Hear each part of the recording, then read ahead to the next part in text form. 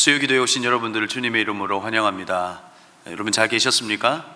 네, 좋습니다. 오늘 수요기도에 말씀을 붙들고 기도하는 이 수요일 날이 여러분에게 참 좋은 수요일이 되기를 바랍니다. 우리 함께 말씀 보겠습니다. 베드로전서 1장 25절 말씀입니다. 베드로전서 1장 25절 우리 한 절 말씀 함께 한 목소리로 읽겠습니다. 오직 주의 말씀은 세세토록 있도다 하였으니 너희에게 전한 복음이 곧 이 말씀이니라. 아멘.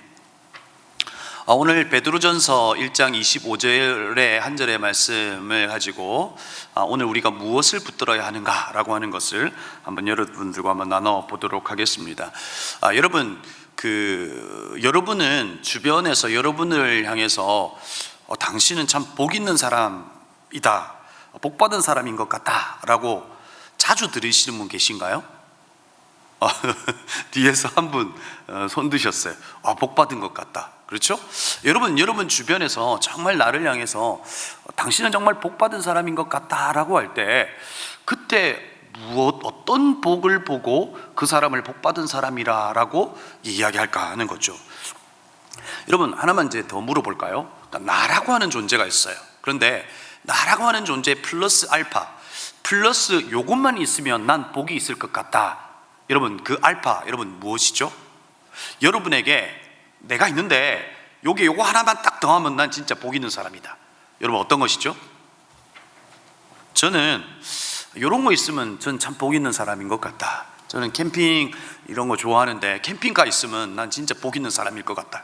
그렇죠? 이걸 타고요 막 청년들 신방도 다니고 막 밤에 같이 이제 불멍하다가 막 안수기도 하고 또 뭐 네가 나를 사랑하느냐 막 묻기도 하고 이러면서, 그죠? 두 번째는요, 건강이에요. 체력이 진짜 좋았으면 좋겠어요. 수련회 한번 하고 나니까 막 목 다 퍼져버려요. 그냥 체력이 있으면 난 진짜 복 있는 사람인 것 같다 하는 생각을 해보죠. 여러분, 우리가 나라고 하는 존재에 무엇을 얻으면 그것이 복이 될 것 같다라고 생각하는 경우가 많죠. 그런데 여러분, 우리가 잃어도 복이 되는 경우가 있습니다. 그 제너럴 시처가 쓴 하나님 앞에서 울다라고 하는 책에 제너럴 시처는 자기의 아내와 자기의 자식을 같은 자리에서 교통사고로 잃죠. 그러면서 그 상실 속에서 잃는 것이 복이 된다라고 하는 글을 씁니다. 참 어려운 글인데, 그러면서 어떤 이야기를 하냐면, 겨울을 잃으면 봄을 얻는다, 젊음을 잃지만 대신 성숙함을 얻는다, 가정이라는 안전장치를 잃지만 대신 우리는 우리 힘으로 살아가는 독립을 얻는다, 독신의 때에 자유를 잃고 대신 결혼관계에 친밀함을 얻는다. 그러니까 잃어버리는 것 자체가 우리에게 복이 될 수 있다 하는 생각도 있더라는 거죠. 그런데 성경에서 말하는 복 있는 사람, 저와 여러분이 복 있다라고 말할 때 우리는 무엇에 의해서 복 있는 사람이라고 말할 수 있을까요? 저와 여러분은 사실상 nothing, 아무것도 아니었잖아요. 그런데 우리 가운데 하나님이 함께 하심으로 하나님이 우리를 향하여 뭐라고 말씀하셨어요? 보시기에 심히 좋았더라. 굿. 그렇죠? 그러니까 하나님과 함께 할 때 우리는 복 있는 사람이었다. 그러니까 하나님께서 천지를 창조하시고 남자와 여자를 만드시고 하신 첫 마디가 무엇이에요? 야, 너 열심히 노력해. 그러면 너에게 복이 있어 라고 말하신 게 아니에요. 너에게 복이 있다라고 말하세요. 다시 말하면 우리는 어떤 것을 소유하거나 어떤 행위의 결과물이 있어야 우리는 복 있는 사람이 아니라, 하나님과 함께하는 우리 자체, 나 자신은 사실상 복 있는 사람이라는 거예요. 그렇죠? 믿으시면 아멘 하시기 바랍니다. 그렇죠? 그런 면에서 성경 속에서의 복은 소유나 행위의 결과물로 얻어지는 그 어떠함을 가질 때의 복이 아니라 관계적 복이에요. 그러니까 하나님과의 관계 속에서 복이 있을 수 있다는 거예요. 여러분, 오늘 말씀은 2000년 전에 절망과 고통 속에 살아갔던 그리스도인에게 오늘 베드로가 펜을 들어서 야, 너희들 복이 있어 라고 하는 이야기를 하고 있는 거죠. 그러면서 이 고통과 절망 속에서 너희들이 무엇을 붙들어야 되냐라고 하는 것을 이야기해 주고 있는 겁니다. 여러분, 베드로전서 1장 1절과 2절을 보면 예수 그리스도의 사도 베드로는 본도, 갈라디아, 갑바도기아, 아시아와 바두니아에 있는 흩어진 나그네에게 지금 뭘 하고 있는 거예요? 편지를 쓰고 있는 겁니다. 여러분, 베드로가 어부였잖아요, 그렇죠? 여러분, 뭐 어부여서 편지나 글을 못 쓴다 이런 게 아니지만, 아무튼 자기 삶에 그냥 복음을 전파하고 그렇게 살아왔던 베드로가 펜을 들었다는 겁니다. 그리고 그 편지를 써서 무언가를 이야기하려고 했다는 겁니다. 그러니까 베드로의 입장에서는 정말 중요한 이야기를 하고 싶었던 겁니다. 여러분, 베드로는 지금 누구에게 이야기하고 있냐면 본도, 갈라디아, 갑바도기아, 아시아, 비두니아에 흩어져 있는 디아스포라, 그러니까 사도행전에 보면 마가의 다락방에서 오순절 사건을 경험하고 베드로가 복음을 전할 때 막 3,000명, 5,000명씩 돌아오는 이들이 있습니다. 그러니까 그들이 주님께로 돌아와서 흩어져 버린 겁니다.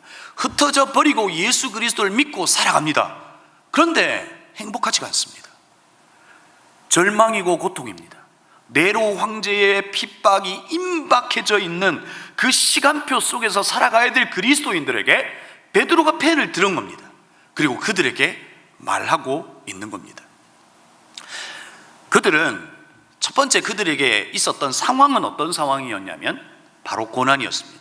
죄가 있어 매를 맞고 참으면 무슨 칭찬이 있으리요. 그러나 선을 행함으로 고난을 받고 참으면 이는 하나님 앞에 아름다우니라. 네로의 임박한 이 핍박이 시작되는 이 시점 속에서 절망과 고난 속에, 고통 속에 있었다는 거예요. 그런데 여러분, 오늘 이 말씀이 우리에게 왜 도전이 될 수 있냐는 거예요. 저는 사실상 이제 올 한 해 우리 청년들에게 말씀 앞에서라고 하는 주제로 계속해서 도전합니다. 이들의 인생에 가장 큰 권위를 가질 수 있는 것이 말씀이면 좋겠다는 겁니다. 한 말씀에 흔들리고 말씀을 붙들고 살아내는 인생들이 되었으면 좋겠다라고 하는 도전으로 이야기하는 겁니다. 그러면서 이 베드로전서의 말씀을 우리 청년들과도 함께 나누었는데, 이 시대가 마치 2000년 전의 시대와 비슷할 수 있다는 겁니다. 상실의 시대, 세속적 세계관들이 이 아이들을 핍박합니다. 흔들어 놓습니다. 그렇죠? 이런 시대 속에서 도대체 무엇을 붙들어야 하겠냐 하는 겁니다. 이 아이들과 그리고 이 시대를 살아가는 이 자체가 우리에게 고난과 절망과 고통일 수 있다는 겁니다. 바로 이 베드로전서는 크게 세 가지를 이야기하는데, 바로 첫 번째가 고난을 이야기합니다. 그런데 고난 가운데 붙들어야 할 것이 있다라고 이야기합니다. 바로 소망을 이야기합니다. 베드로전서 1장 3절 말씀을 우리 함께 읽어주시겠습니까? 함께 읽겠습니다. 시작.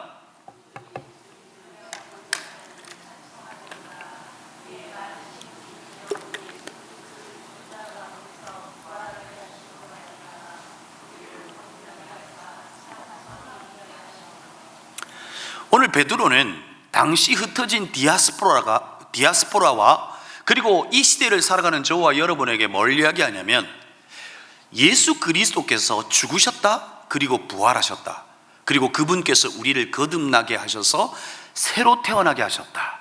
우리는 새 사람이 되었고, 새 사람이 된 우리의 인생에게 어떤 소망도 어떤 가능성도 우리에게 유일하게 있었던 건 사망, 죽음밖에 없었던 우리에게 예수 그리스도가 우리의 인생에 개입된 사건은 그리스도가 우리의 소망이 되셨다, 가능성이 되셨다, 사망에서 우리를 영생으로 바꾸셨다, 우리의 존재를 바꾸어 놓으셨다. 이 땅을 살아가는 저와 여러분에게 예수 그리스도는 여전히 절망 가운데 소망이 될 수 있다라고 이야기하는 거예요. 예수 그리스도가 소망이다. 절망과 고난과 고통과 임박한 박해 앞에서 벌벌 떨고 있는 너희들아, 소망이 있다. 바로 그것이 우리를 거듭나게 하신 예수 그리스도다라고 하는 이야기를 해요. 그러면서 그들에게 있는 시간표를 이야기합니다. 여러분은 여러분의 시간표가 있으시죠? 이런 질문하면 별로 기분 좋아하지 않으실 것 같은데, 여러분 언제까지 사시고 싶으세요? 예? 저는 124살 정도까지만 살고 싶어요. 많이 살고 싶진 않아요. 그렇죠? 애들은 싫어하겠죠? 여러분은 언제까지 살고 싶어 하세요?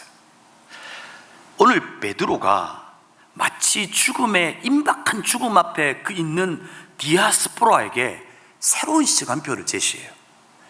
이것이 베드로전서 전체 안에 있는 이 시간을 바라보는 베드로의 관점이에요. 베드로전서 5장 10절 말씀, 이것도 한번 불편하시겠지만 같이 한번 읽어볼까요? 시작. 모든 은혜의 하나님 곧 그리스도 안에서 너희를 부르사 자기의 영원한 영광에 들어가게 하시니에 이가 잠깐 고난을 당한 너희를 친히 온전하게 하시며 굳건하게 하시며 강하게 하시며 털을 견고하게 하시리라. 여러분, 베드로는 당시 디아스포라에게 우리의 시간은 영원한 영광 가운데 있다는 거예요. 영원성 속에 우리는 있다는 거예요. 여러분, 이것이 어떤 의미에서 우리도 알 수 있는 겁니까? 여러분, 우리는 이 땅 가운데 하나님께서 우리에게 일생을 주셨습니다. 여러분, 왜 우리에게 일생을 주셨을까요? 일생이 있어야만 예수 그리스도를 믿을 수 있습니다. 그렇죠? 일생이 있어야만 예수 그리스도를 믿고 하나님의 시간표인 영원성 속에 개입될 수 있습니다. 맞습니까? 다시 말하면 우리는 고단한 인생길을 살아가고 있지만 예수 그리스도의 배려입니다. 하나님의 이 일생이 있어야 영원한 시간이 주어질 수 있기에, 그리스도를 믿어야 영원한 시간이 주어질 수 있기에 우리에게 일생을 주신 거죠. 그리고 그 인생 가운데 예수 그리스도를 만났더니 어떤 일이 벌어졌습니까? 나의 일생과 하나님의 영혼의 줄잇기를 하신 겁니다. 그렇죠? 그래서 우리는 시간의 때가 되면 죽어 사라지는 존재가 아니라 하나님의 영원한 시간 속에 있는 거죠. 그렇죠? 그래서 베드로는 너희들이 당하는 고난과 고통이 잠깐이다라고 이야기하는 거예요. 오늘 우리는 수고롭고 힘들고 절망 같기도 하고 오늘 우리에게 맞닥뜨려진 이 고난이 우리의 전부인 것 같지만 아니라는 거예요. 잠깐이라는 거예요. 그러니 여러분, 버틸 수 있지 않습니까? 자식을 키웁니다. 여러분, 우리 아이들은요, 아침에 일어나서 시편을 묵상하고 하나님을 노래하고 늘 엄마 아빠를 배려하고 자기가 직접 밥도 차려 먹고 설거지도 하고 전혀 그런 게 없습니다. 여러분, 그럴 줄 알았지만 속색이고요, 철저한 자기 중심성으로 살아갑니다. 절대 이타적이지 않습니다. 그런데 이 아이를 향해서 부모인 저는 이 자식, 이 아이의 인생의 결론은 지금이다 이렇게 말합니까? 아니에요. 과정이라고 생각합니다. 우리의 시간표는 영원성 속에 잠깐의 고난입니다. 그래서 우리는 우리에게 맞닥뜨려지는 이 고난과 고통과 절망의 순간일지라도 그것을 결론이라고 말할 수 없습니다. 과정입니다. 그 과정 속에서 누구를 바라보는 겁니까? 소망이신 예수 그리스도를 바라보는 겁니다. 우리는 영원한 영광, 영원한 시간표 속에 있기 때문에 그렇습니다. 그러면서 베드로가 도전합니다. 그러므로 너희 마음의 허리를 동이고 근신하고 은혜를 온전히 바라봐라. 은혜이신 예수 그리스도를 온전히 바라봐라. 소망이신 예수 그리스도께서 너희에게 베푸셨던 그 은혜를 계속해서 여전히 소망하며 살아가라. 그런 이야기를 하죠. 그러면서 그 고통 가운데 있는 이들에게 제 같으면, 베드로 같으면 괜찮아, 하나님께서 어떻게 해주실 거야, 약간 이런 위로의 말을 할 것 같지만 한 차원 더 높은 도전을 합니다. 14절 말씀이에요. 기록되었을 때 내가 거룩하니 너희도 거룩하라. 이 고난은 예수 그리스도를 닮아가게 하는 도구일 수 있다. 그래서 너는 거룩하라 라고 이야기하는 거예요. 여러분, 거룩은 어떤 겁니까? 거룩은 모양이 아닙니다. 오늘 우리가 수요 기도에 나오고 하나님 앞에 기도하고 주여라고 부르짖고 2대8의 가르마를 타고 기름을 바르고 오른쪽에 성경책을 끼고 그리고 성경책을 왼쪽으로 바꾸면서 인사하면서 할렐루야, 이게 거룩이 아니라는 거예요. 거룩은 영향력입니다. 거룩하신 예수 그리스도의 성품이 우리의 삶에 드러나느냐는 겁니다. 우리의 가정과 우리의 목장과 우리가 거하는 곳곳마다 그분의 영향력이 우리의 삶을 통해서 드러나냐 하는 겁니다. 베드로는 고난과 고통 가운데 있는 이들에게 위로하는 것으로 끝나지 않고 그들에게 한 차원 더 높은 도전을 하고 있는 겁니다. 내가 거룩하니 너희도 거룩하라. 예수 그리스도를 닮아가지 않겠냐? 그러면서 그대들에게 뭐라고 이야기하냐면 너희는 복이다라고 말해요. 베드로전서 2장 9절에 너희는 택하신 족속이요, 쫓겨다니고 핍박받고 있는 흩어진 디아스포라, 언젠가는 죽을 것 같은 그 절망 가운데 벌벌 떨며 있는 가장 불행한 존재가 아니라는 거예요. 택하신 족속, 왕같은 제사장, 거룩한 나라, 그리고 그분의 소유인 너, 어두운 데서 불러내어 기이한 빛이 들어가게, 예수 그리스도의 빛이 들어가게 하셔서 빛은 움켜져도 빛은 드러나기에 너희는 빛을 소유한 아름다운 덕을 선포하는 복이다라고 이야기하고 있는 거예요. 그래서 너의 삶에 그 복이 드러났으면 좋겠다는 거예요. 그러면서 마지막 시대 고난과 절망 가운데 살아가는 이들에게 너희들에게 붙들어야 할 것이 있다라고 이야기합니다. 바로 그것이 오늘의 말씀입니다. 이것은 저와 여러분에게도 동일하게 붙들어야 할 겁니다. 그것이 무엇일까요? 베드로전서 1장 23절부터 25절 말씀이죠. 우리 함께 읽어볼까요? 시작. 너희가 거듭난 것은 썩어질 씨로 된 것이 아니요 썩지 아니할 것으로 된 것이니 살아있고 항상 있는 하나님의 말씀으로 되었느니라. 그러므로 모든 육체는 풀과 같고 그 모든 영광은 풀의 꽃과 같으니 풀은 마르고 꽃은 떨어지되 오직 주의 말씀은 세세토록 있도다 하였으니 너희에게 전한 복음이 곧 이 말씀이니라.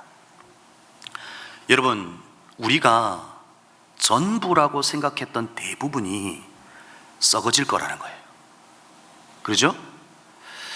자식이 전부라고 생각했다고요. 근데 그것도 사라질 거라는 거예요. 그것이 everything이라고 생각했는데 nothing이라는 거예요. 내가 지금 하고 있는 이 일이 나의 전부라고 하고 살아갔다니까요. 그게 everything이라고 생각했지만 nothing이라고 이야기하는 거예요. 썩어질 것이라고 이야기하는 거예요. 그런데 오늘 베드로는 썩지 않는 것이 있다라고 이야기해요. 그게 무엇이죠? 오직 말씀이라고 이야기해요. 썩지 아니할, 그것이 너의 everything, 너의 전부가 되어줄 수 있겠냐는 거예요. 썩어질 것을 붙드는 것이 아니라 썩지 아니하는 주의 말씀을 붙들어 달라고 이야기하는 거예요. 그것이 너의 복음이 될 수 있겠냐라고 묻는 거예요. 그것이 너의 삶의 능력이 되겠냐고 묻고 있는 거예요. 사라지는 것을 붙들겠냐, 영원한 것을 붙들겠냐고 묻는 거예요. 현실을 붙들겠냐, 아니면 현실을 바꿔낼 복음이신 그 말씀을 붙들겠냐고 묻고 있는 거예요. 여러분, 현실을 붙드시겠어요? 아니면 현실을 바꿔내실 하나님의 말씀을 붙드시겠습니까? 제가 물었습니다. 답을 해보세요. 말씀이에요, 현실이에요? 말씀이에요. 여러분, 이것은 그냥 한 젊은 목사가 여러분에게 하는 공허한 그런 도전이 아니라는 거예요. 베드로가 그 고통과 절망 속에서 간절하게 내려갔던 그 편지 속에서 말씀이면 되더라는 거예요. 말씀을 붙들면 되더라는 거예요. 영원하지 않는 것을 붙드는 것이 아니라 너희가 전부라고 생각하는 것은 잠깐이다라는 거예요. 그러나 영원한 하나님의 말씀을 붙들라는 거예요. 그 말씀이 너에게 현실이 되고 그 말씀이 너에게 복음이 되게 능력이 될 거라고 이야기해요. 존 오트버거가 쓴 책에서 우리에게 복음이 무엇인지를 이렇게 이야기해 주죠. 죽어서 천국에 들어가기 위해 충족시켜야 할 최소 조건이 아니라고 말합니다. 예수님을 통해 하나님의 나라의 삶이 지금 가능하다는 선포입니다. 목사님, 저는 체력이 약했어요. 가진 게 없었어요. 나이가 많아서요. 아니라는 거예요. 예수님을 통해 하나님의 나라의 삶이 지금도 그 말씀 가운데도 가능하다라고 하는 것을 저와 여러분의 삶을 통해서 주님은 확인하고 싶은 거예요. 저와 여러분을 부르시고 제자 삼으신 예수 그리스도께서 또한 제자의 삶이 어떤 건지를 우리에게 이렇게 이야기해 주죠. 영적 추가 학점을 받기 위해 노력하는 그리스도인이 아니라 예수님이 자신이라면 어떻게 사셨을지 고민해서 그렇게 사는 것을 궁극적인 목표로 삼는 사람이다. 예수 그리스도가 어떻게 사셨는지 고민하고 그렇게 살아가기로 목표 삼는 이가 제자라는 거예요. 거룩이라고 하는 건 그리스도로 예수님처럼 살아내는 건데, 바로 그 삶이 무엇인지를 고민하고 그렇게 살아내 보라는 거예요. 그 말씀을 붙들고 살아내 보라는 거예요.